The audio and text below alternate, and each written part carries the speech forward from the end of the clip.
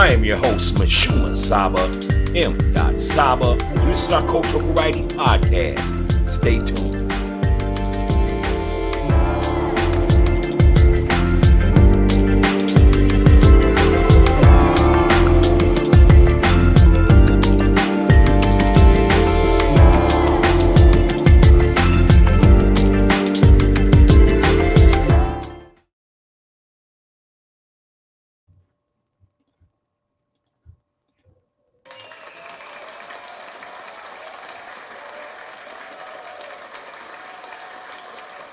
Peace. And welcome to Coffee Talk Podcast. This is your Cultural Variety Podcast show, and I am your host, MISHUMA SABA, M.SABA, and this is our Cultural Variety Podcast show. How y'all doing this evening?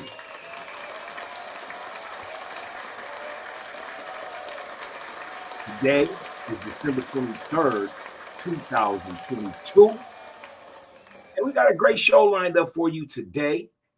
I want to say this is a Friday night, and it's a cold, chilly, brisk night. So I don't think it's even safe to be outside. There's rumors that it's about 30 below outside. I've been outside today. It's not that cold, but with the wind chill it is, so you might as well say it is that cold. But really, we had like a -7 here in the Twin Cities. So that's cold, especially if you're from any other state and you happen to be looking up at our temperature tonight. It's cold in Minnesota, y'all. We ain't gonna play with you. But it's also cold throughout the whole country right now. And man, I'm not feeling that at all. But how are y'all doing tonight? We want to start there because we're just happy that you are tuning in. We're happy that you are continuing to support the show, and we're happy that we continue to bring you great content and flavor here at the Coffee Talk Podcast. So on a scale of 1 through 10, with 10 being your top, your great feeling, and 1 being your low feeling for right now. On a scale of 1 through 10, tell me how you feel. Today I feel about an 8 today. I think last episode I was about a 7, so I'm about an 8 today. I would be even better if it wasn't so cold. But I get grouchy when I'm cold. I ain't gonna lie, dude. I don't like the snow. Born and raised here, but I've never got used to the winter. I believe the winter ages you. It breaks up our skin. It has us looking old, and it's just not something that's cool. You know what I'm saying? Especially when it's this cold. However, Kwanzaa starts in 3 days. And we will be celebrating Kwanzaa throughout into the new year. So definitely, that's something we're looking forward to. But how was your day? Again, on a scale of 1 through 10. Let me know how you feel today. Go ahead and let me know if it's a 10, 9, 8, 7, 6, 5, 4. And if it's a 1, 2, 3, then perhaps you may need to air it, get it off your chest, find somebody you can talk to. Because we all care about you in these times, especially during these holiday seasons. You know what I'm saying?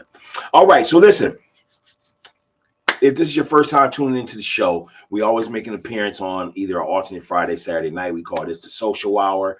But yesterday, which was Thursday and Wednesday, we didn't do a sports show.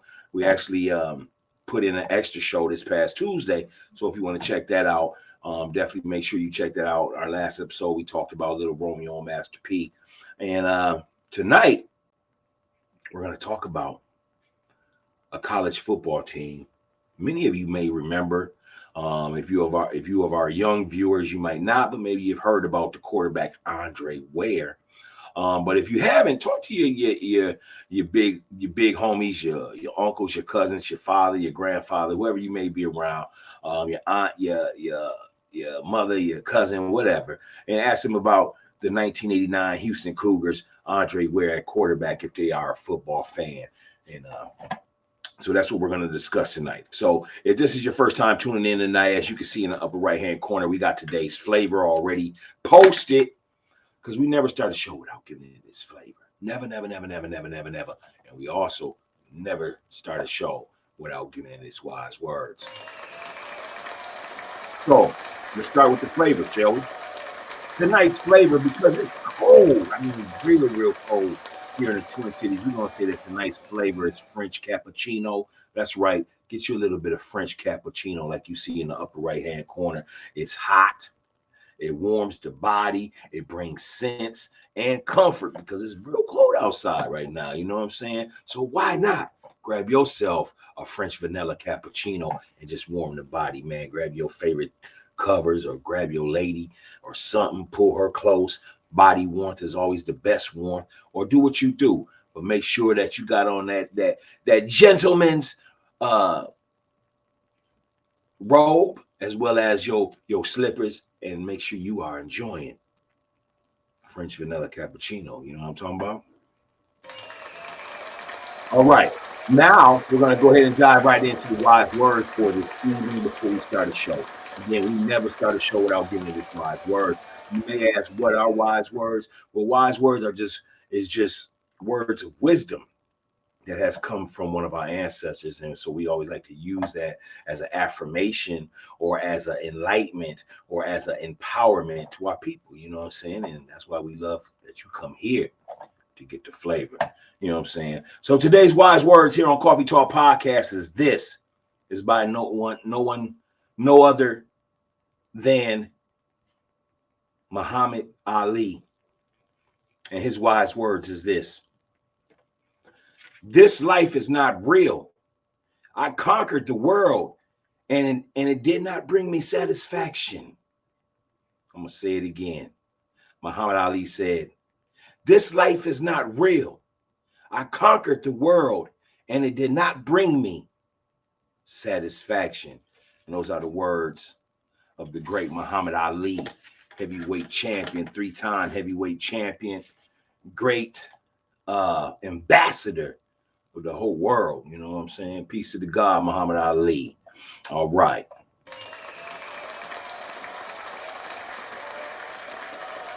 All right, so tonight we're talking straight college football. That's right, college football. We're talking the University of Houston Cougars 1989 college football team. Let's go ahead and discuss it.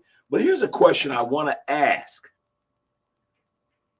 You could go ahead and leave your comments in the comment section.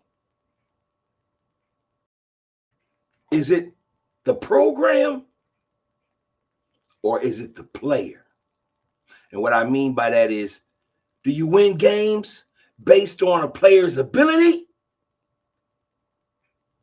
Or does that player only strive because of the program, the offensive coordinator, the program?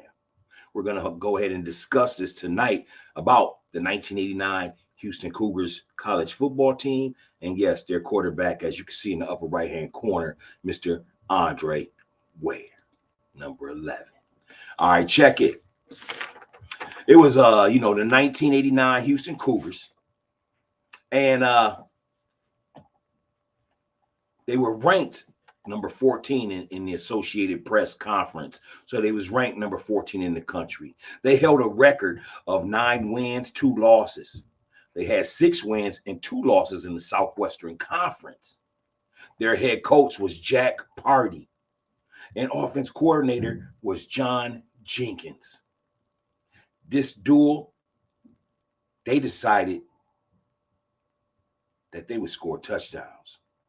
They decided they would put people in the seats of the Houston Astrodome that sat 60,000 people. What did they do? They decided to run what we call the run and shoot offense in football. Have you ever heard of the run and shoot offense? Well, the run and shoot offense usually puts up a lot of big points in football because all they do is air it downfield. Now, any team can go ahead and just run and shoot. You definitely got to be equipped for it. You got to have a quarterback with a large arm, a big arm, meaning throwing it to distance. You also got to have some speedy wide receivers. And then you also got to have a great defense to get you the ball back so you can continue to score and win big. So Jack Pardee and offensive coordinator John Jenkins decided to run this offense called the run and shoot. Let me give you a little story on the run and shoot offense. The run and shoot offense was created by an Ohio high school football coach. This gentleman out of the state of Ohio, his name was Glenn Tiger Ellison. He is the creator of what they call the run and shoot offense, one of the most high scoring, impacted offense that an offensive coordinator and a head coach can use in college football. What happened when Glenn Tiger Ellison created this offense? It was refined and it was popularized by Portland State offensive coordinator Darryl Mouse Davis. He was the creator of the run and shoot offense. So the 1989 Houston Cougars decided to run this under the head coach Jack Party and offensive coordinator John Jenkins. They went along to have an outstanding season by far. They actually won the 9 games, or they went 6-2 in the WAC and Southwestern Conference, and 9-2 as a record. So they was very competitive football team. Let me go ahead and break down some highlights so you can kind of see where they were at. And we're going to talk this quarterback here, Andre Ware. So some of the highlights that this Houston Cougars football team would put up when they ran the run and shoot offense. I'm just going to give you 3 different dates of 3 big, gigantic, high-scoring games by this school and this offense that the Houston Cougars ran. So September 30th, they beat Temple 65-7. October 7th, 1989, they beat Baylor 66-10. Also, October 21st, 1989, these Houston Cougars beat the Southern Methodist University, that's SMU, 95-21. That's right, 95-21 in a college football game, Division I. Who puts up 95 points in football? Well, this is the dramatic. I'm sorry, but this is the dramatic spread of the offense that is ran in the run and shoot offense. They just spread you out along the field, and they just go ahead and run none but deep route patterns, or they go ahead and they just find open gaps. And that's how this team continued to dominate college football, being one of the number 1 ranked offenses in 1989. However, along with success comes great responsibility, as well as things that you have to cover, such as you got to band-aid the scars. What do you mean by that, Saba? Well, I mean this. With the fact that the Houston Cougars had a record of 9 wins, 2 losses, and they were 6-2 in the Southwestern Conference, they was under probation by the NCAA for rules violation in the prior years. So they was not allowed to compete in the college bowl game. That's right. They put up all these numbers again, 65-7, September 30th, 1989 to Temple. October 7th, 1989, they beat Baylor 66-10. October 21st, they beat Southern Methodist University 95-21. This offense was explosive, but they couldn't go to the bowl game. Let's talk their quarterback, Andre Ware. Andre Ware, the reason why we salute you tonight here at Coffee Talk Podcast is because Andre Ware is the first Black quarterback to ever win the Heisman Trophy.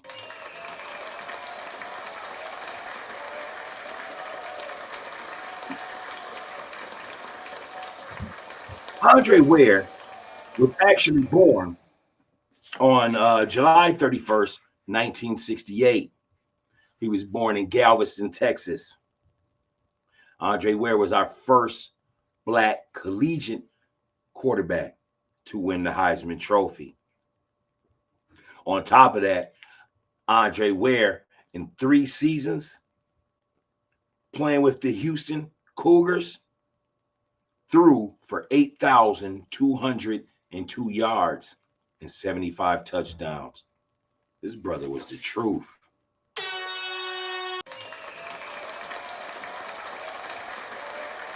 Many started to speculate that was it Andre Ware and his great arm, his great IQ for the football field that led the Cougars to a 9-2 record, 14th ranked, and possibly a top bowl if they was not on suspension?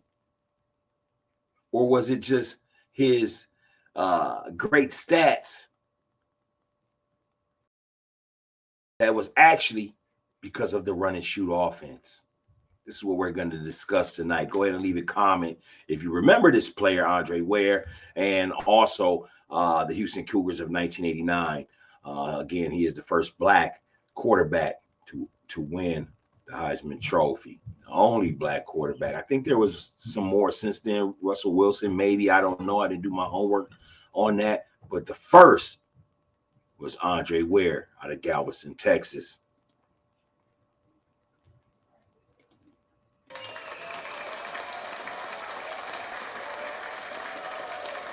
Let me go ahead and talk about how dominant this Houston Cougar team was during this time. The Houston Cougars, in one game, y'all, listen, in one game, they set an NCAA record for total offense. It was in a game versus SMU when they scored 95 points with a final score of 95-21. The Houston Cougars set an NCAA record for total offense in a game against SMU, totaling 1,021 yards passing. A total of 121 yards passing for 771 yards in one game. That means the quarterback passed for 771 of the 1,021 yards that they piled up. The quarterback threw for 771 yards in one game. That's right. Your boy right there, Mr. Andre Ware. He actually in that game threw for 517 yards and 6 touchdowns. And his backup, a name that may sound familiar as well, because he filled in after his sophomore year when Andre Ware left after his junior year, David Klinger. David Klinger in that game, as well as Andre Ware, also threw as a backup for 254 yards and 4 TDs. Altogether, they put up 1,021 yards of offense. Question, was it the player?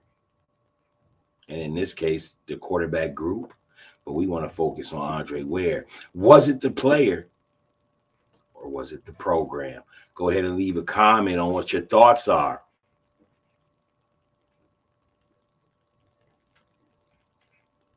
This Houston Cougars team that finished with a record of 9 wins, 2 losses, 6 wins and 2 losses in the Southwestern Conference. The 2 games they lost to a team of Texas A&M on October 14th. They lost 13-17. That was probably one of the lowest point totals that they put up all season, because on the average, they were scoring over 35, 40 points a game. They also lost to the number 13 ranked Arkansas Razorbacks on October 28th. And the final score was 45-39 Arkansas. So those were the only 2 teams that actually beat the Houston Cougars that year. Could the Houston Cougars have made it to a top bowl game? Absolutely. It was a must-see.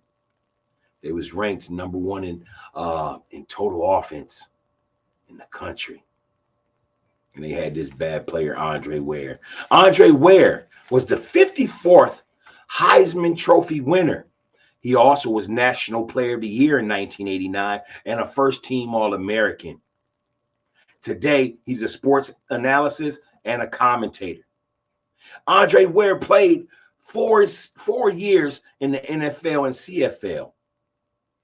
Again, in 1989, he won the Heisman Trophy and the Dave O'Brien Award winner as quarterback for the University of Texas. He actually went on to play in the NFL as well.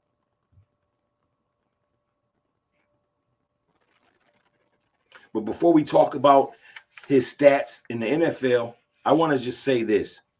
In his junior season, this Heisman Trophy winning brother right here, who we tip our hat to and show our gratitude and respect for, Andre Ware. In his junior season alone, threw for 4,699 yards, 46 touchdowns, and he set 26 NCAA records. So I asked you again, was it the player or was it the program? Is the program bigger than the players, or is the player bigger than the program? You go ahead and let us know in the comments.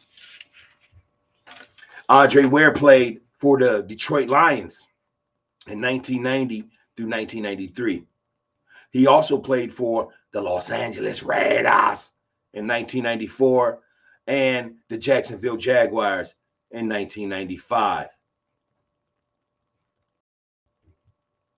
Here's a question.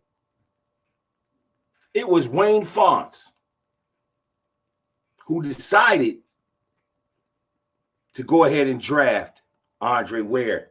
Andre Ware was selected by the Detroit Lions in the first round. He was the 7th overall pick. But although Wayne Fontes drafted him to be the star quarterback, Andre Ware could not beat out quarterback Rodney Peete. And he couldn't even get backup quarterback because whenever Rodney Peete would get injured, they would bring in Eric Kramer. This is the same Andre Ware that won the Heisman Trophy, who also teamed up with one of the greatest running backs of all time, who also was a Heisman Trophy winner out of Oklahoma, Mr. Barry Sanders. Some ask that Andre Ware's failed success, was it due to the fact that he just didn't get a chance? He didn't get a good look from a bad team like the Detroit Lions and a bad coach like Wayne Fontes to be the guy at quarterback? Others say he just couldn't adapt to an NFL offense. Again, I ask, when he was at Houston, was it his abilities and being put in the proper offense, which is the run and shoot, and not too many teams run that in the NFL? Or was it the program that added to Andre Ware's success?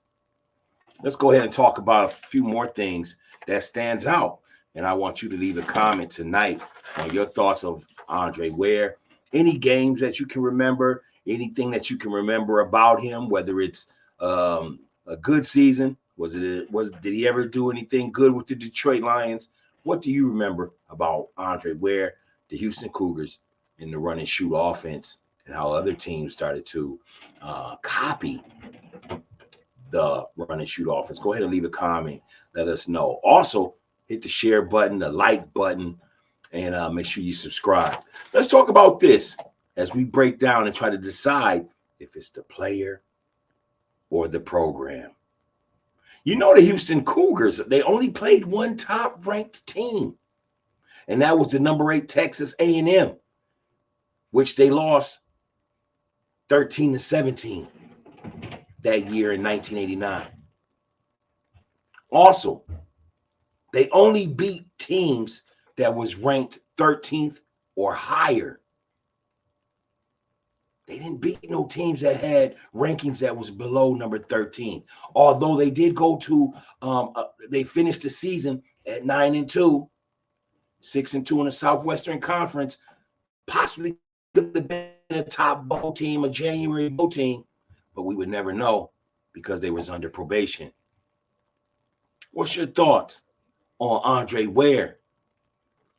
And what is your thoughts on him going to the NFL and being that quarterback for the Detroit Lions? As a career, Andre Ware again played for the Detroit Lions from 1990 to 1993. But in 1996, he went to Canada and played for the British Columbia Lions, the BC Lions. Then in 1997, he played for the Toronto Argonauts. Remember them in the CFL? And in 1999, he played for the Berlin Thunder when England was trying to establish a football teams over there. Yes, Andre Ware was one of the greatest NCAA performances by a quarterback, where he set 26 NCAA records and 15 Southwestern Conference records. These stats shows that he was the truth. Or was it the program? Again, that's what we're talking about. When he went to Detroit, as a career, give me one moment. I want to just point something out to you to help you decide. Was he a great quarterback, or was it just a program?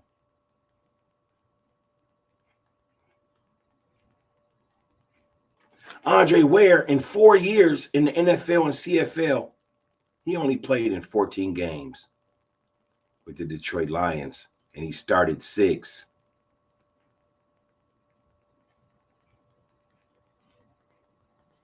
Was it the player, or was it the program? Tonight on Coffee Talk Podcast, we want to go ahead and salute the first Black quarterback to win the Heisman Trophy. We want to salute you, King.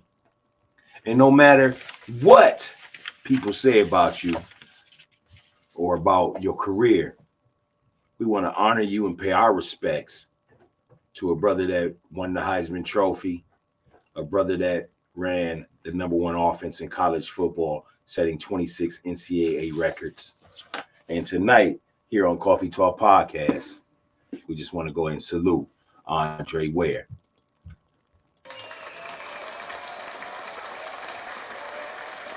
That is our show tonight. Go ahead and leave a comment. Let us know how you felt about the 1989 Houston Cougars.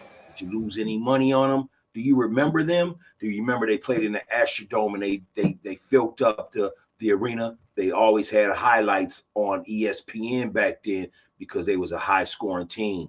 What is your thoughts about Andre Ware being selected in the first round, 7th overall by the Detroit Lions? Do you feel like Wayne Fontes really gave him a shot at quarterback?